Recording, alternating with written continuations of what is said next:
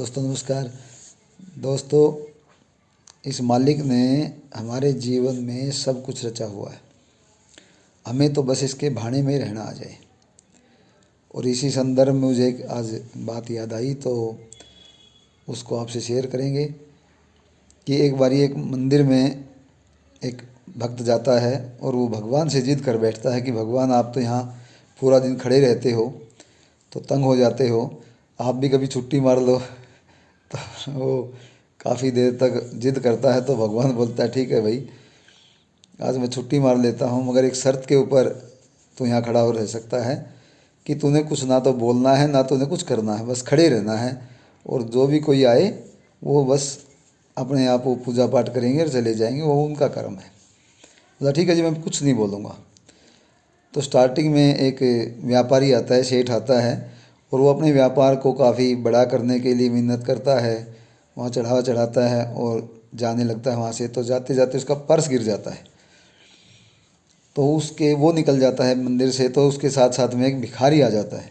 भिखारी बड़ी मिन्नत करता है भगवान से, बड़ा भूखा हूँ, कोई व्यापार नहीं हो रहा, पैसे नहीं हैं, बहुत गरीबी है। तो जैसे वो चलने लगता है अपनी अरदास डाल के, तो उसको पर्स दिख जाता है। तो पर्स को उठा के वो चला जाता है, उसमें काफ़ी धन दौलत होती है। तीसरा, वहाँ एक आ जाता है मछुआरा। वो मछुआरा अपने समुंदर में जाने के लिए भी, मैं नाव लेके जा रहा हूँ, मच्छी पकड़ के लाऊंगा। तो भगवान से मिन्नत करता है कि भगवान, मेरा जो है या जो जाने आना है वो ठीक रहे, ठीक ठाक मैं चला जाऊँ, ठीक ठाक अपनी मच्छियों पकड़ के ले आऊँ।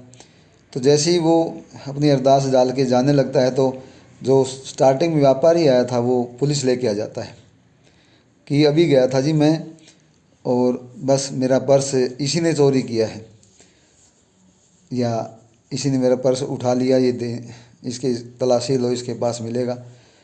तो उसको पुलिस धमकाती है, डराती है, मारती है।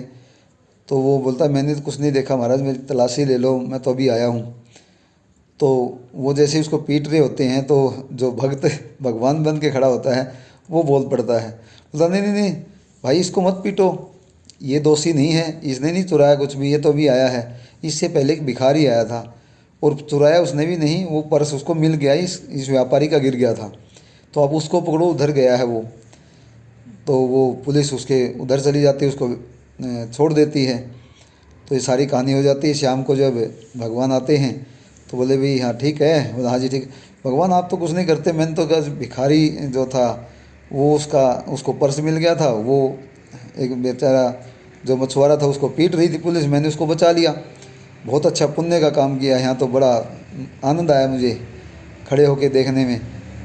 तो बोला अच्छा, बोला ये तो बड़ा अनर्थ कर दिया तूने। भगवान बोलते हैं, बोले मैंने अनर्थ कहाँ कर दिया, मैंने तो बचा और लिया एक बंदे को, नहीं तो उसको मार मार के पुलिस उसको जेल में डाल देती, उससे पैसे लेती। नहीं नहीं, ये नहीं था, बात ये थी, भगवान ने बताया उनको कि भाई ऐसा कुछ नहीं था, ये सब कुछ रचन रचावन है। कि वो जो व्यापारी था वो तो बहुत 2 नंबर के पैसे कमाए थे उसने तो, और उसके पैसे गिर भी गए तो कोई बात नहीं, वो मैंने ही गिराए थे। और जो भिखारी था उसके पास खाने के लिए नहीं था, पहनने के लिए कपड़े नहीं थे, तो मैंने उसको वो पैसे देने थे, तो मैंने उसको पैसे दे दिए थे। और तुमने बीच में टांग अड़ा के वो जो है वो पैसे उससे छिनवा दिए। और तीसरा जो आया था मछुआरा, वो कल जो जाएगा उसमें समुंदर में, तो कल बाढ़ आनी है, समुद्र में बहुत बड़ा तूफान आना है, तो उसके अंदर वो बेचारा जो है वो मर जाएगा, उसके बच्चे रुड़ जाएंगे। तो तूने तो तीनों की ही जो है पटड़ी खराब कर दी। तो इस सीख से, इस कहानी से हमें ये सीख मिलती है कि मालिक ने सब कुछ रच रखा है।